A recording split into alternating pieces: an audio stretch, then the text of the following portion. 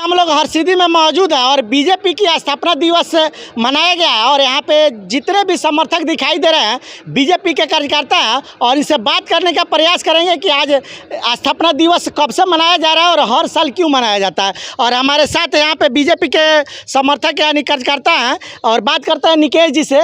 निकेश जी, सबसे पहले आपका स्वागत है। बहुत बहुत धन्यवाद आपका। स्थापना दिवस आज मनाया गया, इसका मतलब शुभ लक्ष्य क्या है? देखिए, आज स्थापना दिवस हम लोग भारतीय जनता पार्टी का मनाए हैं। इसका मुख्य उद्देश्य यही है कि आज हम अपने वरीय नेताओं को, जो पुरोधा हमारे रहे हैं, जिन्होंने सींचकर भारतीय जनता पार्टी को यहाँ तक पहुँचाया है, उनको हम लोगों ने आज नमन किया है, याद किया है। और एक यादगार के तौर पर इसको यादगार बनाने के लिए यहाँ चंपारण बैंक्वेट रिसोर्ट के इस कैंपस में हम लोग झंडोत्तोलन भी किए हैं। हम लोग के माननीय मंत्री श्री कृष्णनंदन पासवान जी और भारतीय जनता पार्टी के हमारे वरीय नेता जिला के और राष्ट्रीय परिषद सदस्य राजेंद्र प्रसाद गुप्ता जी के नेतृत्व में भारी संख्या में यहाँ पर कार्यकर्ता हम सब आज एकत्रित हुए थे।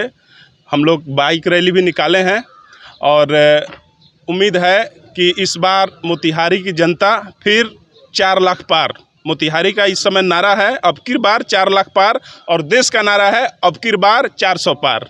तो निश्चित रूप से यह एक संदेश है कि 4 लाख पार हम लोग मोतिहारी से कराएंगे। इस समय भारतीय जनता पार्टी को हम लोग जो कैंडिडेट हैं, यहाँ पर उम्मीदवार हैं, हम लोग के राष्ट्र के जो देश के नेता हैं श्री राधा मोहन सिंह जी, उनको हम लोग 4 लाख से भी अधिक मतों से जिता करके और फिर 10वीं बार उनको पार्लियामेंट में हम लोग भेजने का काम करेंगे। आज का खुलासा किया है कि 400 के पार का लगता है, इंडिया गठबंधन 400 पार नहीं होने देगी।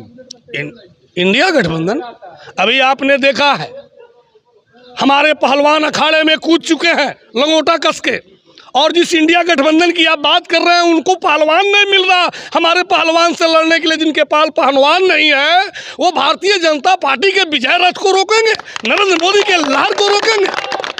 आज पूरे देश में माननीय प्रधानमंत्री आदरणीय और विश्व स्तर के नेता नरेंद्र मोदी का आह्वान है कि इस देश को 400 पार पहुंचाना है, यहाँ हमें 400 पार जीतना है। और मोतिहारी में हमारे छोटे भाई बता रहे थे, जन जन तक के लोग जानते हैं कि 4 लाख पार इस बार हमारे पहलवान जीतेंगे, जिनका नाम राधा मोहन सिंह है।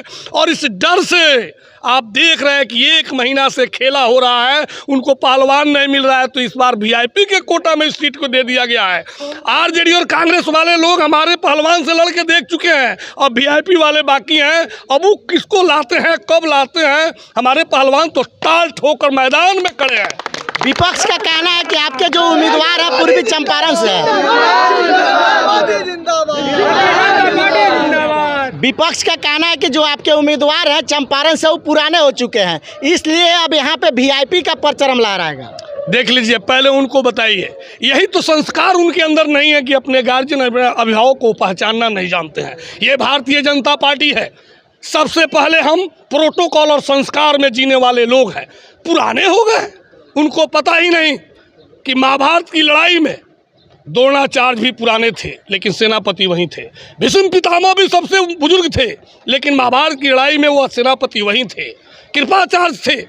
पुराने लोग होने से ये विषय नहीं है। ये देखिए कि जो लोग सामने आपके पास खड़ा है उसके तुनीर में तीर कितने हैं, उसके हाथों में जो धनुष लगा हुआ है उस धनुष का कमंचा कितना टाइट है। राधा मोहन सिंह वो धनोधर हैं कि जब वो अपने धनुष के तमंचा को खींचते तो उसकी टंकार दिल्ली तक सुनाई देती है। ये वीआईपी वाले लोग क्या बताएंगे? पहले उनसे पूछे कि कल ही आरजेडी से, कुछ ही दिन पहले आरजेडी से अपमानित होकर भागे थे। वो बता रहे थे कि मुकेश सहनी एक न्यूज में चला हुआ था कि खंजर घोंपने का काम किए और एक साथ प्रेस कॉन्फ्रेंस करना। मैं वही तो बता रहा हूँ आपको कि कुछ ही दिन पहले प्रेस कॉन्फ्रेंस से भागे थे और चिल्ला रहे थे, बिलख रहे थे कि आरजेडी वालों ने, तेजस्वी ने मेरे पीठ में खंजर भोंका है।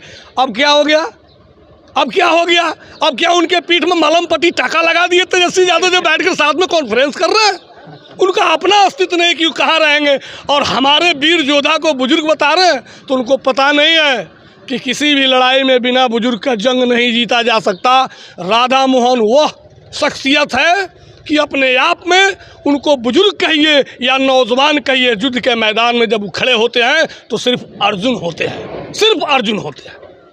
कहा जाता है कि बीजेपी भाव नहीं दी, दूसरे पार्टी भाव नहीं दी, तो मुकेश सहनी लास्टों लास्ट अंतो गवा मतलब तेजस्वी के साथ गए हुए हैं। इस पे क्या कहिएगा? ये तो जग जाहिर है, आप भी जानते हैं, सभी लोग जानते हैं। क्यों बीजेपी भाव नहीं दी, ये विषय अलग है। आपको भाव जहां मिला, आप किस भाव में गए पहले ये देख लीजिए।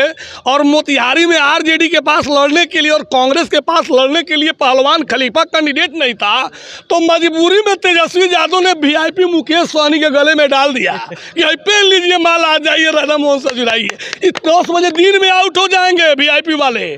काउंटिंग में इनका इलेक्शन एजेंट चंपारण में वीआईपी की संख्या ज़्यादा है, जो सन ऑफ मुकेश सहनी मल्लाह जाति से आते हैं, और चंपारण में सबसे ज़्यादा मतलब जाति है। देखिए, कहीं ना कहीं राजद जातीय समीकरण को देखते हुए चंपारण में मुकेश सहनी को राधा मोहन सिंह के सामने लाया है। इस बार जादव वोट देने नहीं जा रहा है तेजस्वी यादव को। ये कौन सा जादव है कि दूसरे जादव को उभरने नहीं देता? आप अभी फिलहाल में पप्पू यादव को पूर्णिया से स्थिति देख रहे हैं। तो जो जादव अपने जात को देखना नहीं चाहता, वह जातीय समीकरण देख करके सन ऑफ मल्लाह को टिकट दे दिया लेने के लिए। दिमाग से निकाल दे, नरेंद्र मोदी एक जाति का नेता नहीं है, वह सर्व संप्रदाय जाति के नेता है, वो पूरे भारत के नेता है, वह विश्व के नेता है। उनका नारा सबका साथ सबका विकास है। हमारे पास जाति नहीं है, हमारे पास हिंदुस्तान है, और हिंदुस्तान में रहने वाले सारे लोग नरेंद्र मोदी के हैं। इसको जाति में विभाजित मत कीजिए, ये आरजेडी वालों का विषय है, वहाँ रहने दीजिए। हमारे यहाँ जाति नहीं है, हमारे यहाँ बस राष्ट्र हित की बात है जो हमारे नेता करते हैं। और राष्ट्र के अंदर, भारत के अंदर जितने लोग रहते हैं वह नरेंद्र मोदी के ही जात हैं। नरेंद्र मोदी सबका साथ सबका विकास लेकर चलते हैं। वहीं दिल्ली के मुख्यमंत्री अरविंद केजरीवाल को बताया जा रहा है कि नरेंद्र मोदी राजनीतिक षड्यंत्र में फंसा दिए हैं। देखिए, ये तो उनका अपना कहेंगे ही। देहात में कहावत है, चोरनी हुई हो तो गलगर हुई हो, चोरनी हुई हो तो गलगर हुई हो। हम पूछ रहे हैं कि आप ही क्यों जेल चले गए? हिंदुस्तान के अंदर बहुत प्रदेश हैं, प्रांत हैं, सबके मुख्यमंत्री हैं, वो क्यों नहीं जा रहे? आप ही क्यों गए?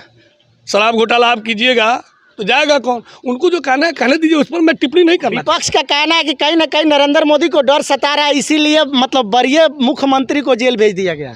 डर वही नरेंद्र मोदी को, डर उन चोरों को है जो नरेंद्र मोदी से डर रहे हैं। हमको डर नहीं है, हमारे नेता तो साफ छवि के हैं।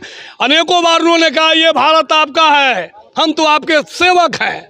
जिस दिन आपको दिक्कत समझ में आएगी, झोरा उठाएंगे, चलते रहेंगे। इनसे न पूछिए कि इनके पास कौन सा झोरा है। ये पलंग चौकट उखाड़ने में लगने वाले लोग हैं, जो कब जाएंगे इनसे पूछिए। हमारे नेता तो तत्पर हैं। जिस दिन भारत की जनता को हम पर से विश्वास उठ जाएगा, उस दिन झोरा लेके चल देंगे। ये अपना झोरा बोरिया बिस्तर कब बांधेंगे? जो बिहार को गर्त में पहुंचा दिया इन्होंने। आज हम जो अपने आप को महसूस कर रहे हैं कि हम बिहार के वासी हैं, हिंदुस्तानी हैं, तो यह देन नरेंद्र मोदी का है। हमें किसी से डर नहीं लगता, हमारे नेता साफ छवि के हैं। एक घोटाला कोई बताए, एक दाग नरेंद्र मोदी के ऊपर कोई बताए, ये घोटालेबाज और दागदार लोगों की बात क्या कर रहे हैं? छोड़िए उनकी बात, डर कौन रहा है? तो पूरा देश देख रहा है। चलिए, हमारे साथ बीजेपी के सभी कार्यकर्ता यहाँ पे मौजूद है। और पूर्वी चंपारण से लगभग शाम तक वीआईपी के कौन से कैंडिडेट राधा मोहन सिंह से लड़ेंगे, ये लगभग तय हो गया है कि वीआईपी के ही कैंडिडेट लड़ेंगे। लेकिन हमारे भाई बता रहे थे कि पुराने और नए में नहीं होते हैं, लड़ना है तो राजद भी यहाँ पे पराजित हो चुकी है और कांग्रेस भी पराजित हो चुकी है। अंतोगवा कोई नहीं मिला चंपारण से लड़ने के लिए, यानी राधा मोहन सिंह के टक्कर में, तो झोला वीआईपी के झोले में दे दिया गया। आप कमेंट में ज़रूर बताइएगा कि यहाँ पे राधा मोहन सिंह का चेहरा अभी बीजेपी ने साबित कर दिया है कि लगातार यहाँ पे चंपारण से जीतते आ रहे हैं, और वीआईपी यहाँ पे क्या कर पाएगी, कमेंट में ज़रूर बताइएगा।